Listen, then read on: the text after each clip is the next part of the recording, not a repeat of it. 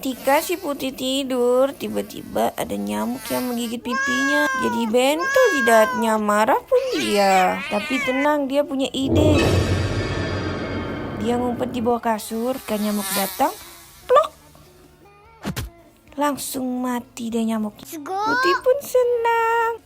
Tapi warga nyamuk tidak terima, teman-teman. Beramai-ramai dia menyerbu si Putih. Sampai ketika bangun, jidat si Putih bentol-bentol dan semakin marahlah dia. Subscribe dan like channel ini dan bantu Putih usir nyamuk yuk.